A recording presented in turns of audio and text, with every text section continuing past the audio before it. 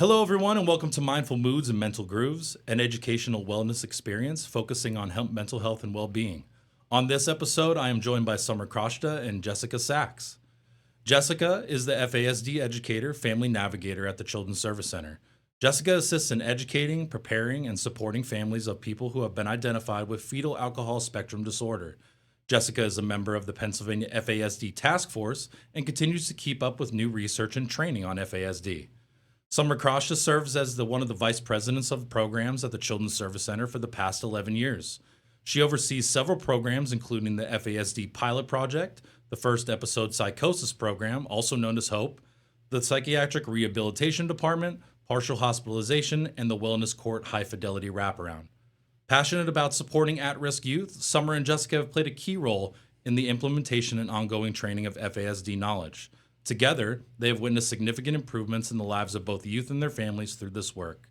Guys, thank you so much for joining me today. Thank you. I think originally when we talked earlier in the podcast, before we started, we talked about FASD and the education that we want to bring to the people that are going to be watching or listening. So I'd like to start with the most basic of things. What is FASD? Jessica, I will let you answer that. Thank you, Summer. So FASD is fetal alcohol spectrum disorder. It's very similar to the autism spectrum.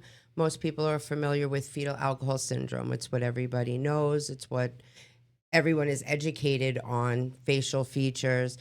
But fetal alcohol spectrum disorder, the spectrum, it's a range of conditions.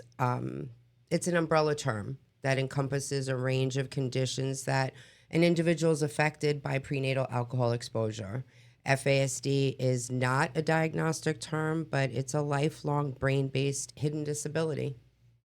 Wow, that's a lot of information in an explanation, and I appreciate that because I didn't know there was so much to it, so many layers. How common is FASD? It's very common. It's 1 in 20 individuals, 1 in 20 students have an FASD. Not everybody is familiar with it because it's not out there. It's not talked about or discussed. So it is common. I think the important thing to remember too is the 1 in 20 are the one that are showing up in our behavioral health services.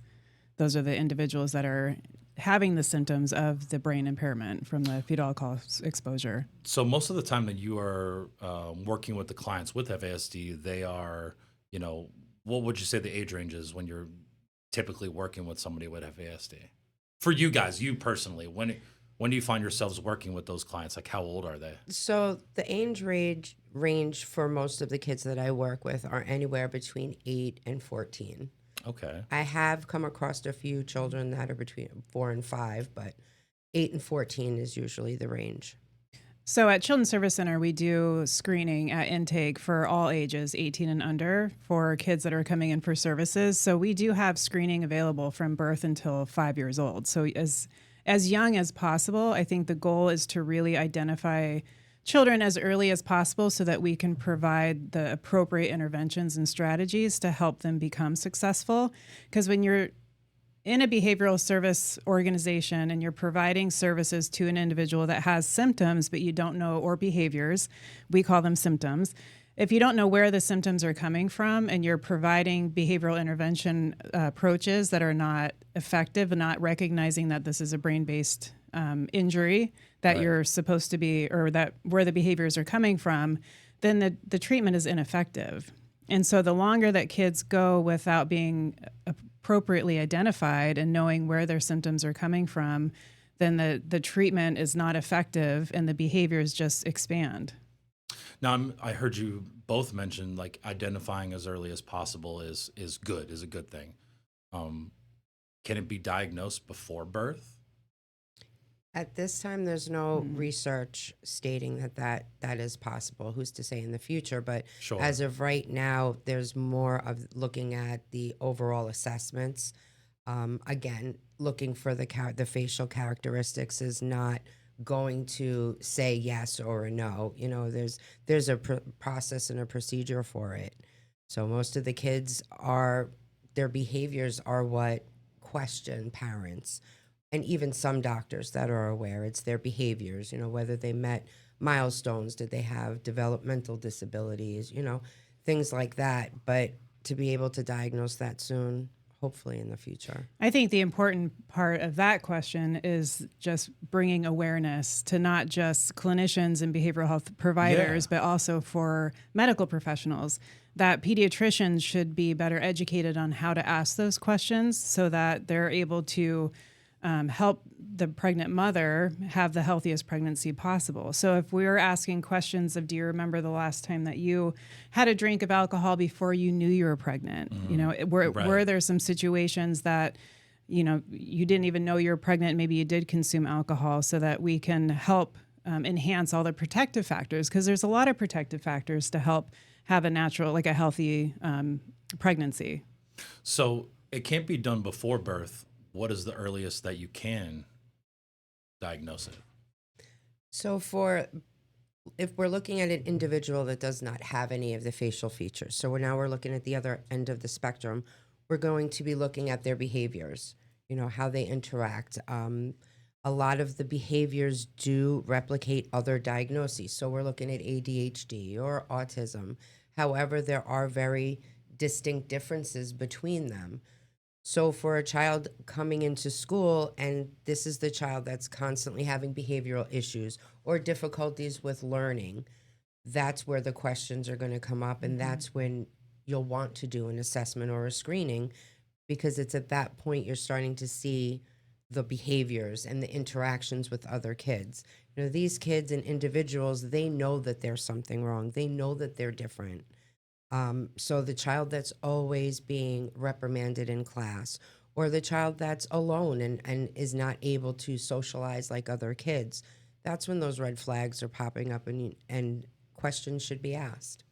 Have you guys found what would you say for you guys, I guess personally, what's the earliest age where it's been caught where you're like, okay, good, I'm glad that we caught it this early with a client that you've been working with? I think from my experience, the youngest would be like kindergarten, so like 5. Okay. Okay. Yeah, I think the youngest I had was 4, and very obvious, very obvious.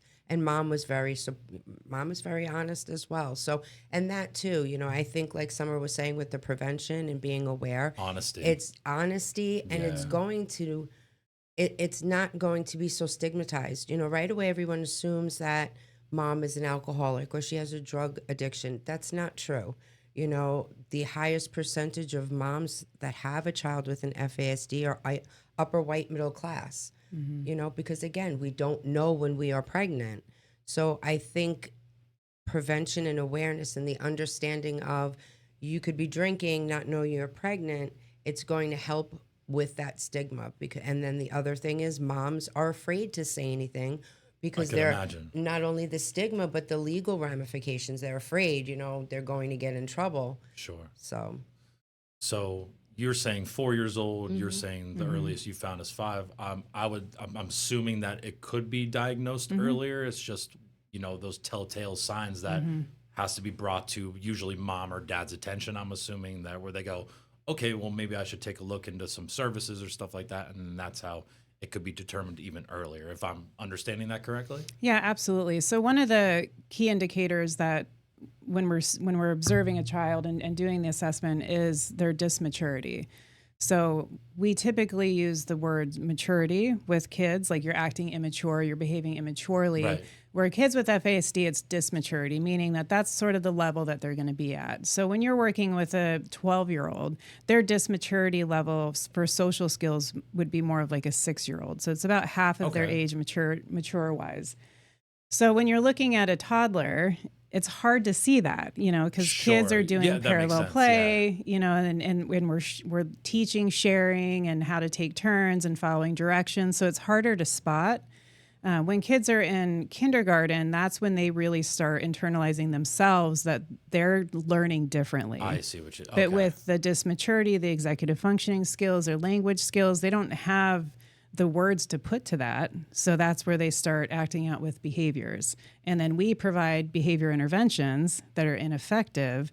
So we're just kind of reinforcing that, yes, there's something wrong with you. That makes more sense now. Yeah. Could it be identified earlier? Right. Yes, but there's all those other things like you mentioned that are, you know, deciding factors. And then once they get into like a school system, that's where you can kind of, it's a little bit easier to identify. So that makes more sense. I know you both have mentioned it about the pregnancy with the mother, but let me ask this question. How does alcohol harm the developing fetus? So if we look at the first trimester, 17 days 17 through 21 from conception, that's when the facial features are starting to develop. So alcohol exposure at that time can cause those facial features. That's why it's less than 2% of the individuals that have those facial features. So within the first trimester, we're looking at alcohol exposure. It can cause cell death, it can deform cells. So it's going to pretty much attack the central nervous system and the brain structures. Within the second trimester, we're looking again more at the brain structure itself being permanently damaged. And then the third trimester, again, central nervous system continues to grow, but it's the hippocampus that's greatly affected, which is our memory and learning. So the other thing to understand is if an individual may have some of the characteristics of an FASD, physical, the facial features, those can be diagnosed early. They can Okay. be seen and assessed early. However, as the child is growing and the individual is getting older, that's when you start to see the other diagnoses within the spectrum. And that's where the hidden disability comes in because there's nothing to link a disability to that individual. So you're going to see it in behavior and learning. And that's not to say that kids with an FASD don't have other diagnosis. They absolutely can have other diagnosis. But if you're treating a kid with ADHD who also has been impacted with alcohol exposure, so has a probable FASD, we want to treat the ADHD with an FASD lens. Okay. So that our interventions are looking at brain-based responses instead of just being purposeful, willfully acting out.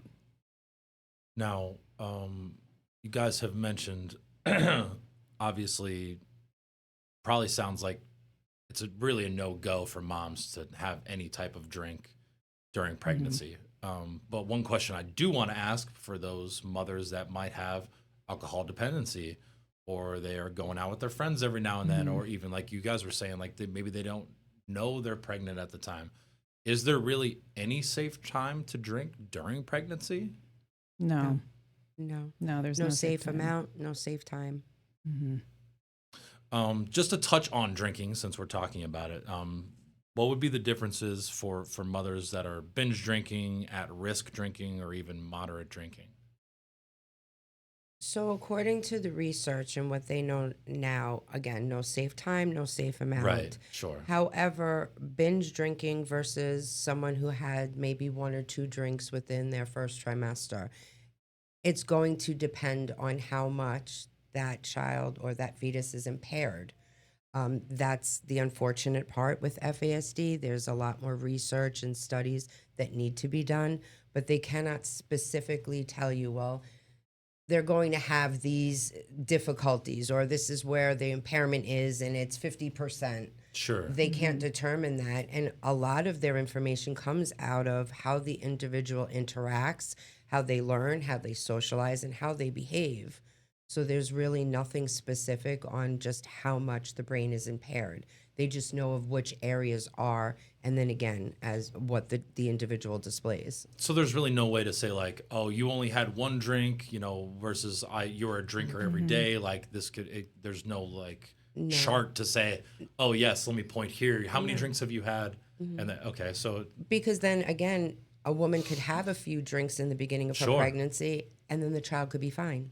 They may not display any characteristics or symptoms of an FASD. Alcohol is a teratogen, meaning it crosses through the placenta, affecting the developing fetus. So Okay. when the alcohol is impacted the fetus, it is excreting it back into the amniotic fluid, and then the fetus is reabsorbing that. So the fetus doesn't have a liver yet to filter that alcohol out. gotcha. So if we have a couple drinks, we wake up in the morning feeling a little bit dehydrated, we hydrate, we eat, we feel back to normal, that fetus can have the impacts of that alcohol for up to 3 days sometimes. Oh my goodness. So the damage is occurring much longer than we would feel the effect of alcohol. It's also important to know that alcohol is the most dangerous drug. It's more damaging than methamphetamine, heroin, crack, cocaine, alcohol causes the most damage to a developing baby. And I feel like that is something that most people Yes. would go, what? Yes. There's no way. Yeah. Well, that's very interesting information. And Oh if my you're gosh. talking about somebody with alcohol dependency, so they really struggle with stopping drinking even throughout the pregnancy, and they also smoke cigarettes, the evidence shows if you could at least get them to stop smoking, you decrease the amount of damage as well. Also very interesting. Okay. I know you guys have both mentioned some of the signs and symptoms that you guys have seen and identify, but is there a general signs and symptoms for FASD? So memory is one of them. This is an individual who's constantly forgetting things or repeating the same mistakes over and over. So it's their short-term memory that's impacted. It's having difficulty storing and retrieving information. So if we think of a file cabinet and our memory is a file cabinet, we open our drawers and everything's neat and in order. For them, it's like tipping it over, and you have some files in the drawer and then scattered on the floor. So for them, it's very difficult when being asked to remember something or do something, because their brain has to kind of quickly retrieve something to remember or what feels right to them. So telling them something like coming into school on Monday, we know what the routine is, we just did it the week before, but for them, they don't remember. Or they remember, but then it's implementing or following through with what they have to do. It's a great analogy, by the way. I love that analogy. I'd like to take that as my own, but shout out to Dan Dabowski. So they say kids with FASD are consistently inconsistent, meaning that file retrieval analogy, so many things impact their ability to retrieve the information. Do they have a tired brain? Do they have a hungry brain? Do they have a scared brain? So that's like the way that we try to train people to teach, what is going on with your child's brain right now that's impacting their functioning. Some of the big red flags outside of memory that I see, especially working like in our crisis department, would be that big explosive behavior for a minor trigger. So you see parents say like, I just said, no, we're not having pizza for dinner tonight. We're having pasta. And they just went into this rage and they were punching things, got physically aggressive. But the way that their brain is impacted when they're calm and the situation is over, they're not making a connection between the behavior and the response from people or the consequence. So by the time we would see them in crisis, we would do the evaluation and, the outcome would be this is a behavioral outburst. This isn't a lethality or a suicidal concern at this point, and parents are pretty upset because when they're calm, they're calm, and when the situation is over, they move on. They don't make that connection, which you can really use for a positive if you're able to not rehash, the outbursts and the behavior. But some other red flags that we notice too is a multitude of different diagnoses. So parents have a child that have a lot of symptoms, a lot of behaviors, and you're just seeking answers. And so you reach out to mental health professionals and you get a variety of different diagnoses, hoping that the interventions are going to help, and they're not helping. So when you have a lot of different diagnoses as well as been tried on a lot of different medications, those should be two pretty big red flags that maybe we're looking at a brain-based issue. And something else that's common is whatever strategies and treatments that they've been working on with an individual, it could be working. May work for a week, may work for a month, and then all of a sudden it doesn't. So then everybody gets frustrated. Well, you didn't help, or parents are, this service provider didn't help, and this one didn't do anything. But that's very common because things can be working for them, and then all of a sudden they don't. I think that the way that this has been flowing so far is literally playing right into my next question, which was going to be, what are some symptoms that could be mistaken for FASD? Impulsivity, aggression, Hyperactivity. So sensory. a lot of the misdiagnosis is ADHD, reactive attachment disorder, intermittent explosive disorder, oppositional defiant disorder, and then ultimately conduct disorder. So that's kind of the chain. I think because it also, the individual, and keeping in mind that dysmaturity, like Summer spoke of earlier, you have a child who's 13. right away you would assume he knows better. He knows what he's doing. Right. And parents, they see it because it appears to us as though they're being manipulative or they're intentionally acting this way. Because how is it that they were able to clean their room or take out the trash last week and we didn't have a problem and now we do? My answer to that is what was going on. We look at the environment. We can't change brain damage. We can't cure it. So for them, it's not about changing the individual, it's about changing their environment. Their environment could be their room or their house, but each area, each room in the house is a different environment. Sure. So if there are 4 people in the house and everything seems to be going rather well, and then all of a sudden 2 people are no longer in the house, that's a change in the environment.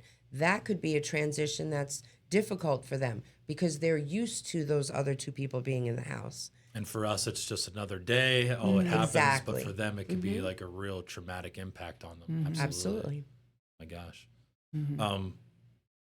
How could you determine if an individual has FASD if it was never diagnosed? I know you guys have kind of briefly explained your screening process, but let's try to put it all together. What would you do? So for me, I don't like to say that if somebody tells me that they weren't drinking. If a mom says to me, I wasn't drinking, I'm not going to argue with her. She knows. I like to approach it as just another tool. So if the individual is having difficulty with memory, they're impulsive, hyperactive, then let's try something different. How about we lower our expectations? We shorten our directions, take a completely different approach.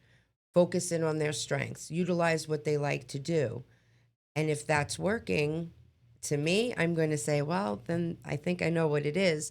But I don't like to force that you were drinking, so this is what it is. Sure. And a lot of times when I approach it as we're just going to look at things differently and building that rapport with the families, we end up having a discussion and they're open to it. Yeah, at first I could imagine it can be very off-putting for a mother to be pointed at and accused, but Absolutely. it sounds like the way you're approaching it, kind of letting it lead for them to kind of tell you the information, is a really good approach from what I can see, Right. what I could hear. Thank you. At intake, we do a 5-question screen for all kids. And then if that screen is positive, then we do the life history assessment.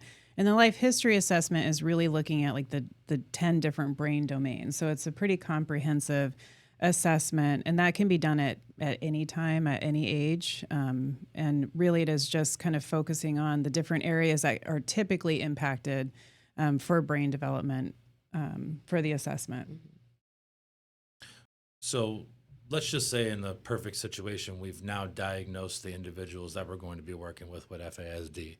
What considerations should be used when interacting with those individuals? I mean, it's from the sound of it, it looks like you would have to approach things a little bit differently. But are there any pointers or tips that you would definitely hand out to staff that are working with individuals with that? I think having a good understanding of what FASD is, First and foremost, right? absolutely, because an individual who has an FASD, their processing of information and understanding their perception is most likely opposite of what is being said to them or how it's being said. So what I have noticed from a lot of the kids that I've worked with is it's the tone, how you talk to them, how you present yourself, their body language, they're looking and reading your body language, the tone of your voice. They want to feel understood. So somebody who can talk to them in a way that they feel is either insulting them or they're being yelled at or they perceive as does not understand them, they're going to shut down. Shut down means they won't talk. They might run out of the room. They may become aggressive. They want to be understood. And they don't want to be made to feel like the term that they've used is stupid.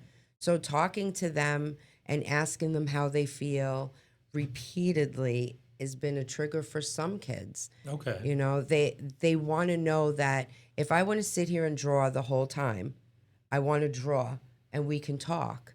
Or if I want to make puzzles or whatever keeps them focused, that's what they want to do, and they want to feel accepted. They have a very strong need to feel accepted and the need to belong.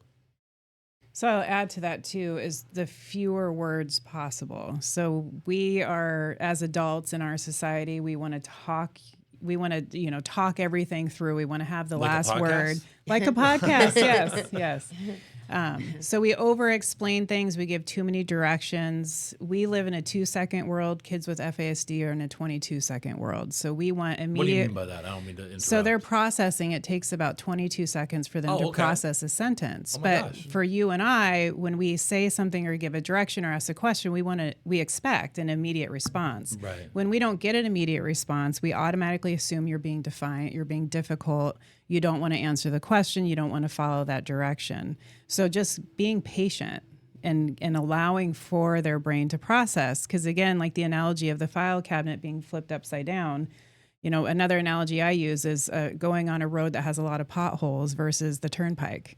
Right. You're going to get there a whole lot quicker on the turnpike. Well, these kids have a whole lot of potholes that they have to navigate through to get there. So just allowing that patience, limiting your direction. So don't say, go clean your room. Mm-hmm. That's super abstract. There's way too many things involved with cleaning your room. Sure. So the child goes into the room and then they're just standing there, or they get distracted with coloring or reading a book. And then the parent comes in and, why didn't you clean your room? It needs to be very broken down. Go into your room and pick up all your clothes and put them in the dirty hamper, and just step by step.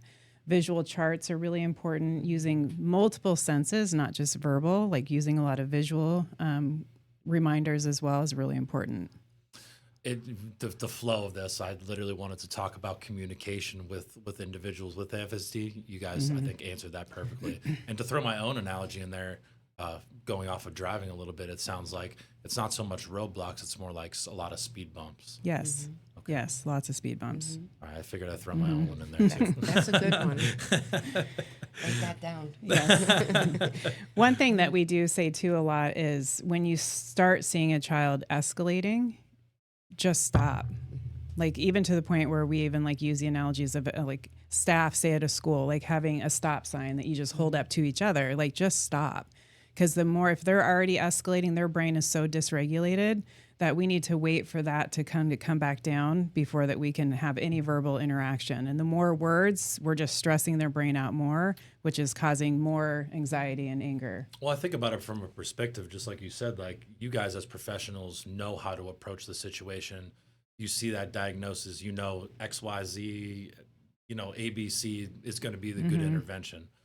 Now put them in a public school system, in a regular education classroom with a public school teacher and nobody else in the room, and there's 30 kids in the room. I could definitely see those teachers becoming more frustrated, or because they think that the client is just being, or the child is just being defiant Right. and disrespectful. But in reality, it might not be any of those things. There could be something much further with more layers to it that needs to be addressed. I've spoke to quite a few of the teachers, and it's, we know the child can do the work. They do just fine in math. And that can be, but as they start to get older and advance and those word problems start coming, that's when they're going to have difficulty, because math is very abstract, Sure. right? Oh my gosh, yeah. The other thing is they don't want to do their work. They're refusing. They want to do what they want to do. Not true. An individual who has an FASD, if you put a worksheet in front of them or a book in front of them and they look at it, one, they're either overwhelmed, or two, they know themselves they can't do it. So now you're going to see that reaction. Either they're just going to sit there, they'll start antagonizing or interrupting other kids, they'll get up, they'll run out of the classroom, or you might see that behavior. It's not that they can't do, or that they won't do it. It's that they can't do it. Right. And then it's hard for adults to be able to understand that. Well, look at them. They do just fine. Even harder to explain it's probably to somebody that works direct care with Absolutely. them. I can only imagine. So we're talking about behaviors, we're talking about diagnoses, but I can only imagine that clients with FASD have some good strengths as well, right? Oh, yes. Oh, they definitely Or do. some good examples of strengths that they would have. I would say out of all of the families I've worked with, all of these individuals are helpful. They're helpful. they're creative, and they are so kind. You know, often as a parent myself, I've always looked at my children's behavior and it's just, oh, I have nothing to say nice. You just tore up my room. You broke things. You're cursing. What do I have nice to say? But these kids, they get that all the time. Everything is constantly negative. Right. But underneath, when you peel that back, very helpful. First one that wants to help. So my suggestion to a lot of the parents is give them something where they feel helpful. You know, you want them to clean up their mess they just made in the playroom. Could you come over and help mom do this? And yes, you will see them. Creativity, they're very creative, whether it's art, music, just very kind. They don't like to see somebody else crying or somebody else hurt. And that's not during one of their meltdowns. I think it's very important to understand that their way of communicating is through their behavior.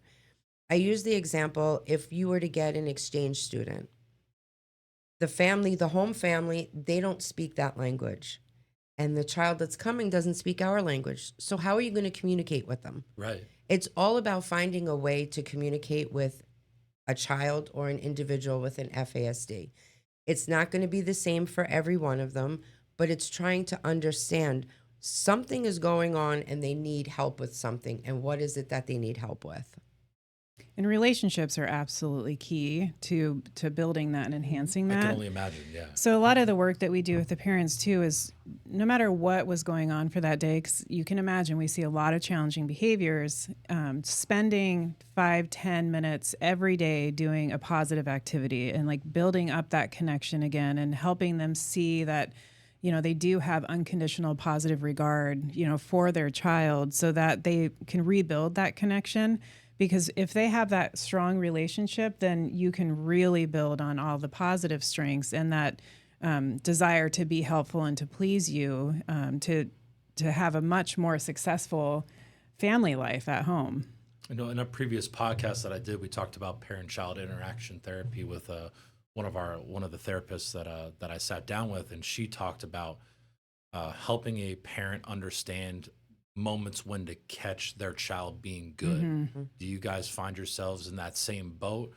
You know, there's so much frustration I can imagine with a non-FASD diagnosis, and you guys are coming in for the first time to work with those families, helping them understand there are good moments. You just have to catch them. You have to catch yourself too in those moments. Do you find that to be a difficult task as well? It is difficult for the parent. Sure. And for me, it's if the child will sit down and is quiet while I'm talking with the parents, that's a positive. Good job. I'm very big for high fives, so we're always high fiving for every little thing because they're seeing that and they get excited for that. Sometimes, and I think one of the saddest things I saw was the child was questioning whether I thought they were good at something and kept asking me, do you really think, Miss Jessica, that I'm good at that? Do you really? And I found that to be so sad, but yet I could understand the frustration of the parents, but it's reiterating to them, they are good. They are good. They need support and they don't know how to express whatever is going on or what they're feeling at that moment. Well, like you even just said, just something as simple as them just sitting in their seats. Like parents sometimes see all those things going on around and they're like, oh my gosh, how can I wrap my brain around this? It's sometimes just something as simple as you could sit down, you can eat dinner with the family, you can, you know, do just the most simplest of tasks. And I think that parents probably overlook that stuff. So you guys helping them kind of go, no, it's okay. They're doing exactly what we need them to do right here at this moment. That's a good thing. Absolutely. Every little thing counts as a success. We talked about like a lot of the conversation we've had is with catching it at a younger age, working with them at a younger age to help them develop to become adults. Does FASD get worse with age? Well, I think the behaviors and the symptoms that we see, especially around like social safety, just puts them at a higher risk. So it's not necessarily that behaviors are getting worse. I think that the situations that they could be placing themselves in can be very dangerous. So the older you get, the more dangerous the options become. I guess let's be honest. Even us as adults have that option too. You know? I mean, if you think about it, with FASD we call it stage, not age. So we need to be viewing the individual at what stage is the behavior presenting itself. So if we go back to dysmaturity, you might be looking at or working with an 18-year-old. So with FASD, their expressive language is not impaired. So they can speak very maturely, like an 18-year-old, 19-year-old, 20-year-old sometimes, which is why it's called the hidden disability, because you look very normal, you're talking great. In school, you're able to read out loud, no problem. It's your receptive language is impaired. So you're not understanding as much as we assume that you are, because your expressive language is, age appropriate. So if you have an 18-year-old who also is really striving for relationships and being connected, because that is one of the common themes that we see with kids with an FASD, but your social maturity is about half your age. So if your social maturity is more like a 6 to an 8-year-old, but you're 18 and you're interacting with other 18-year-olds, you can get yourself in some pretty risky relationships. I can imagine. Is there any huge challenges that adults do face with that FASD diagnosis? I mean, you kind of already touched it, but like anything more to elaborate on when it comes to that? Homelessness, unemployment, drug, alcohol, just holding a job. They could go to work, and then something could happen. They may be late all the time for work. They may not be making their goals or whatever it is that their duties are. They're not being able to perform.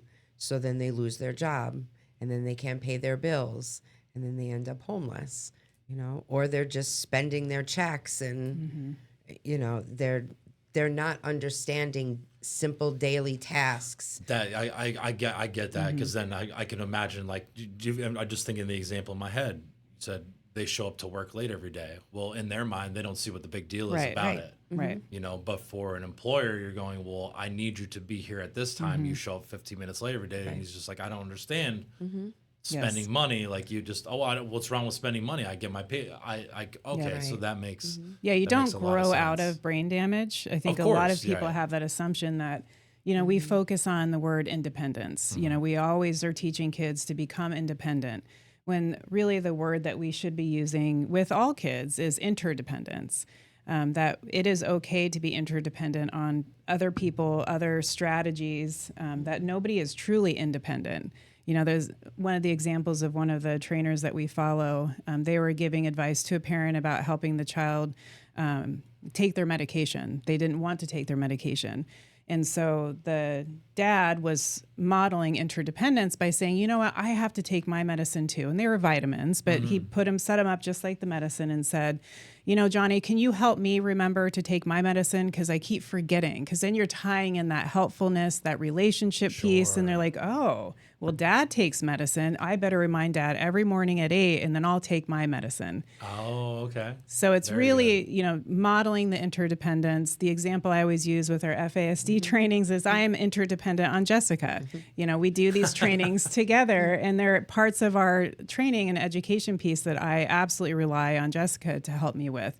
And vice versa. So it's really helping parents and social service providers to understand that none of us are truly independent, and to really focus on interdependence piece. And every person with an FASD, they're going to struggle in different areas. Some people might really struggle more with the money management piece. Other people really struggle with the time management piece. So just helping them in the areas that they need help with.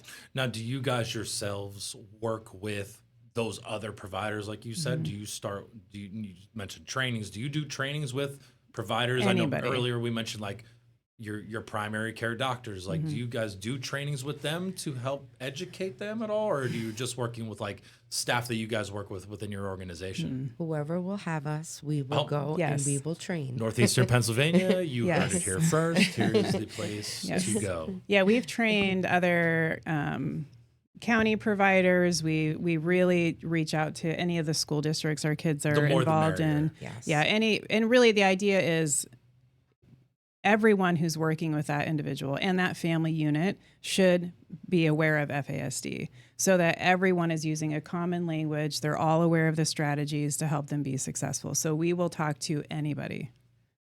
Well, I really appreciate that answer. Summer and Jessica, I thank you guys for coming in. And I always like to end my podcast with one final question. and I kind of just summarizes everything that we've talked about. What do you guys wish people knew more about FASD? That it's real and exists. Yeah, I agree. That it's real and that it exists. Yes. I think that's a good point, and hopefully for those listeners or those watchers, they were able to get a lot more information about FASD, the diagnosis, how to help, where to assist.